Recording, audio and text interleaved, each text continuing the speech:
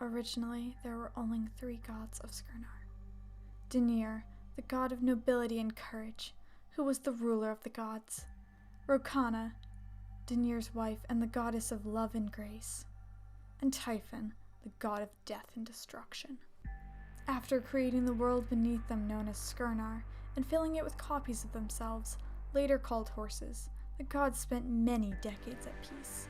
Until one day, Typhon decided he wanted to rule all of the gods and the horses of Skirnar below. Typhon challenged Dinir for the title, and they fought for 12 days and nights, later known as the 12 Nights of Darkness, as their fighting blocked out the sun. On the 12th night, Dinir was lagging, and Typhon recognized this. However, before Typhon could take advantage of Dinir's weakness, Rokana was at Dinir's side, and together they charged Typhon and pushed him down to Skirnar. When Typhon fell down onto the lands below, the impact of his body hitting the land shattered Skirnar into thousands of islands. As Typhon sunk below the surface of the water, Rokana and Dinir bound the land back together over where Typhon had fallen, creating a tomb of earth and stone for the power-hungry god. To keep Typhon contained, Rokana and Dinir placed their only child as guardian of the tomb, and there he remains to this day, guarding. Although Typhon was contained, that did not stop him from sending some of his most monstrous creations to wreak destruction on the horses of Skirnar. One of the evilest of Typhon's creations were known as the Contoro. The Contoro had the ability to possess horses and allowed Typhon to control those horses through them. Using the Contoro, Typhon quietly gathered an army of possessed horses and prepared to take over a large island known as Aundair. However, a mistake was made when his Contoro general known as Numar decided to possess a young stallion by the name of Sorn. Sorn had a very strong mind and spirit, so he was able to take back control and capture the Contoro inside of himself. He was then able to infiltrate the army and learn of Typhon's plans. Sorn reported back to the king of Aundair, King Kairan, so Aundair's horses were prepared when Typhon's army attacked. When the day of the attack arrived, Sorn was overcome with energy and power, a gift from Dinir for his daring months of pretending to be possessed. Sorn was the driving force behind defeating Typhon's army, and after the Contoro were destroyed, Sorn was granted godhood from Dinir and Rokana as thanks for his great deeds. So Sorn became the god of youthfulness and strength. Sorn was a good god and granted gifts and demigod status to some of his loyal followers who were united under House Sorn. Dinir and Rokana did not understand Sorn's gifts, and decided that they had made a decision in poor judgment in granting Sorn godhood. They decided to brutally rip Sorn's godly power from him, revoke his gifts, and return him to Skirnar, a mortal horse. House Sorn welcomed him into their house with open arms, and he lived out the rest of his days, their proud leader.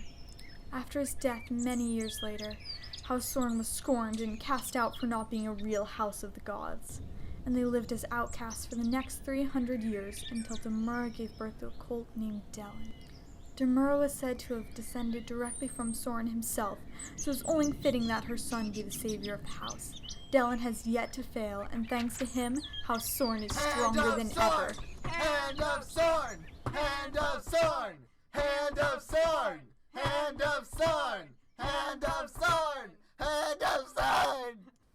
Thank you all for gathering here on this glorious day. This day, 323 years ago, the great and mighty Sorn ascended to godhood. Alas, it was short-lived. Boo!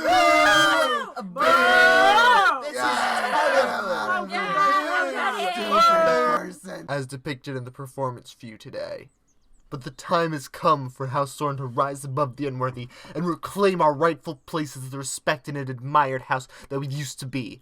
In 4 days' time, the king has planned the betrothal for his daughter and some lord's son.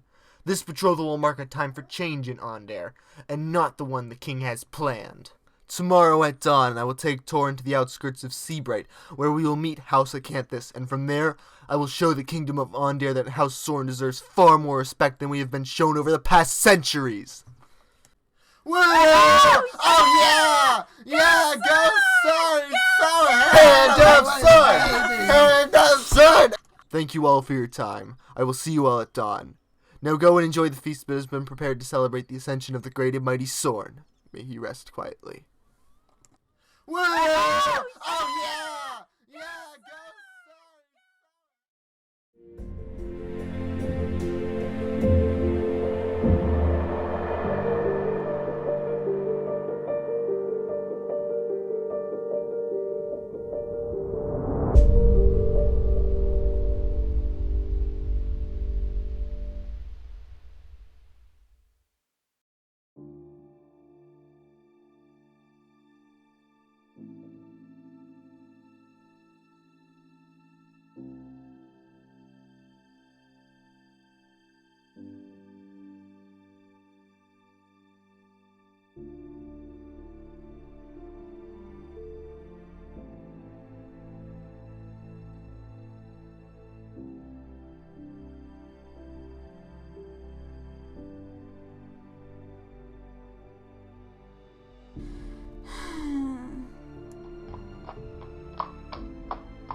Father wants us for dinner.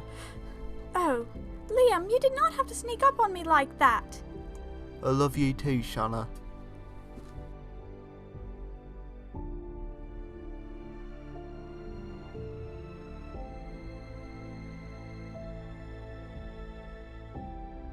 Delara, you can leave.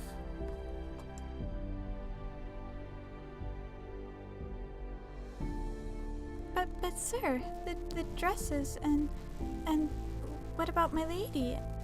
Now! Of course, my prince.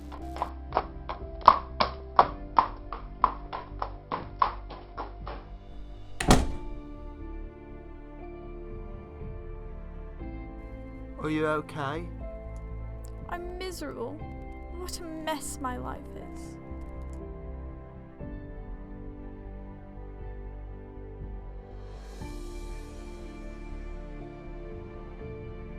How can father expect me to want to be betrothed to some stupid lord's son?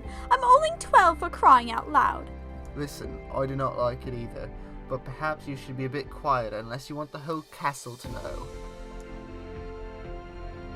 I don't care! If it would get father to call off this dreadful idea, I'd let all of Aundair know. I'd let it all crumble to dust.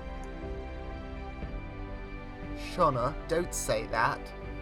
Oh, don't go Shana-ing me. I know you hate it just as much as I do.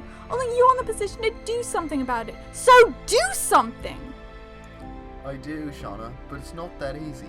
I cannot simply walk up to father and tell him, "My dearest father, Shana wishes for you to call off the betrothal to Lord Verad at once, and I agree with her that she is not ready." Well, no, but you could talk to him. Well, alright, but you know he won't listen. That's nonsense. He always listens to you. Thank you.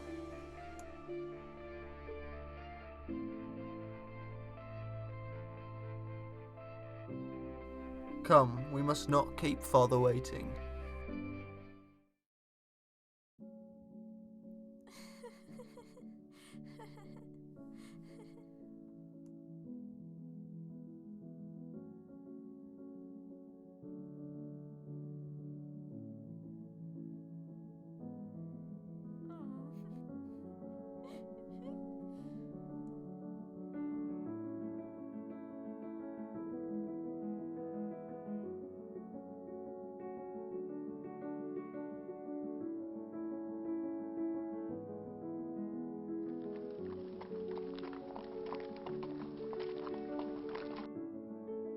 Can I speak with you for a moment? If you must.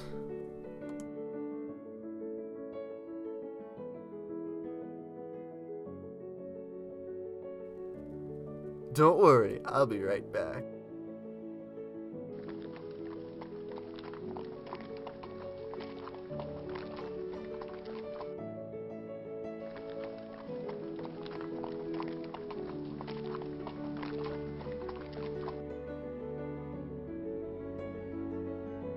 What are you thinking? Excuse me? What kind of example are you setting for the horses of Sorn? You go on and on about how we deserve to be respected, and then you just goof off the rest of the night. What kind of leader does that?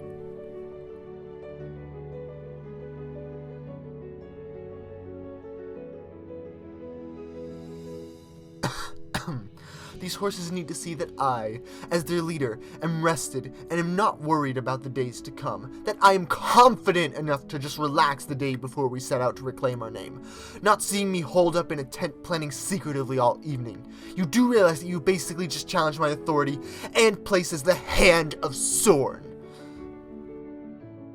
Well, I thought you might appreciate a little advice, brother. I appreciate advice that is given to me in a respectful manner, my dear sister. Now, if that is all you wish to discuss with me, I believe that I will return to the feast. Get some rest, Acaia.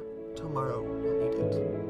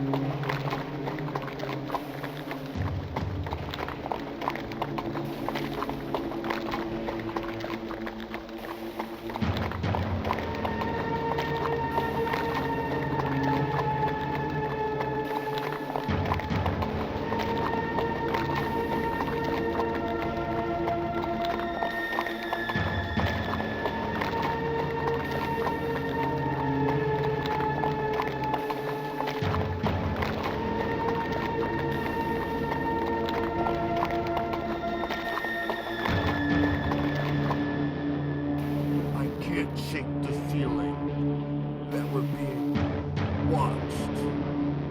It's unsettling. Oh, stop. You're just being paranoid. Beck! What happened? Oh my gosh. Oh my gosh. Oh my gosh.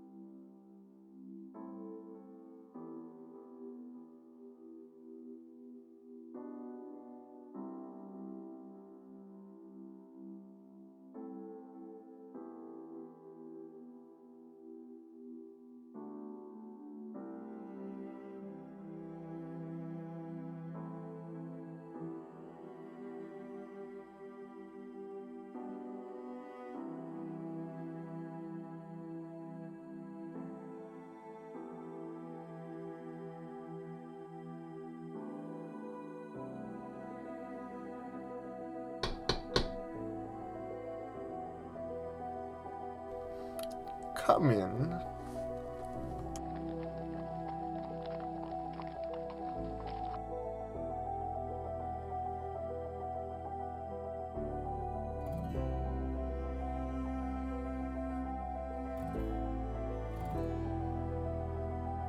Did it go well, Nara?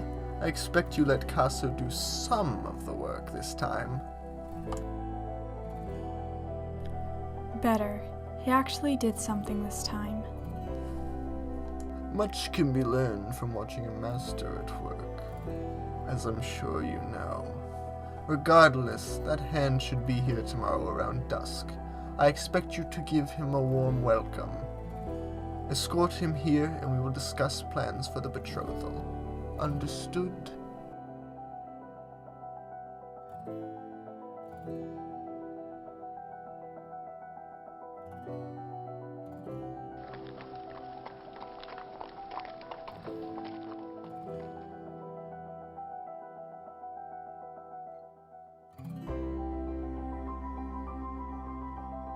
Oh, Nara. Clean cuts and dirty swords.